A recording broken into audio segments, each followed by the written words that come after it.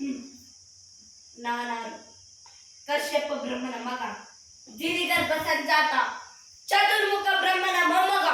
ವಿಧಾತನಿಂದಲೇ ವಿಧಿವರನ್ನು ಬದಲಾಯಿಸಿ ಮರಣವನ್ನೇ ಮೆಟ್ಟಿ ನಿಂತ ಮಹಾವೀರ. ಆದಿತ್ಯ ಮಕ್ಕಳ ಅಟ್ಟಹಾಸವನ್ನು ಸುಟ್ಟು ಆದಿತ್ಯರ ಅಟ್ಟಹಾಸವನ್ನು ಮಟ್ಟ ಹಾಕಿದ ಸಾಹಸಿ. ಅತಳ ವಿತಳ ಸುತಳ ರಸಾತಳ ತಳಾತಳ ಮಹಾತಳ ಪಾತಾಳಗಳನ್ನು ಪಾದದಡಿಯಲ್ಲಿಟ್ಟು ತುಳಿದಿಟ್ಟ ಪರಾಕ್ರಮಶಾಲಿ. ಅಡಿ ಇಟ್ಟರೆ ಎಳೆಯುವುದು ಭೂಮಿ, ತಲೆ ಎತ್ತಲು ಬೆಚ್ಚುವುದು ಭಾನು, ಕೈ ಎತ್ತಲು ನಡುಗುವುದು ಸೃಷ್ಟಿ.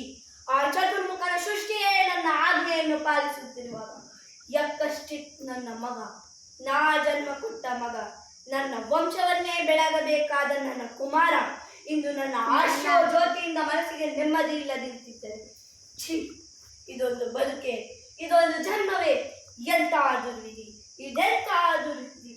ನಾನೇ ಸರ್ವಶಕ್ತನೆಂದುಕೊಂಡರೆ ಅಧಾವ ಶಕ್ತಿ ನನ್ನ ಎದುರಿಗೆ ನಿಂತು ಕಾಡುತ್ತಿದೆ. ಅಧಾವ ಶಕ್ತಿ ಪುತ್ರನನ್ನೇ ಶತ್ರುವನ್ನಾಗಿ ಮಾಡಿದೆ.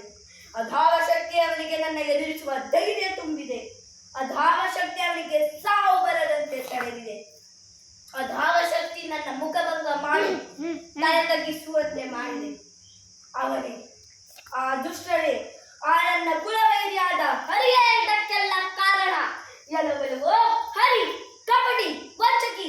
ನನ್ನ ಮಗನ ಹೃದಯಾಂತರಾಳದಲ್ಲಿ ಹೊಕ್ಕು ಅವನ ತಲೆ ಕೆಡಿಸಿ ಮನಬನ್ನಂತೆ ಆಡಿಸುತ್ತಿರುವೆ. ನಿನಗೆ ಪೌರುಷವಿದ್ದರೆ, ಪರಮ ಪುರುಷೋತ್ತಮನೇ ನೀನಾಗಿದ್ದರೆ, ನನ್ನಂತ ನಿಜವಾದ ಗಂಡೇ ನೀನಾಗಿದ್ದರೆ ಬಾ, ಬಂದು ನನ್ನ ಎದುರಿಗೆ ನಿಲ್ಲು.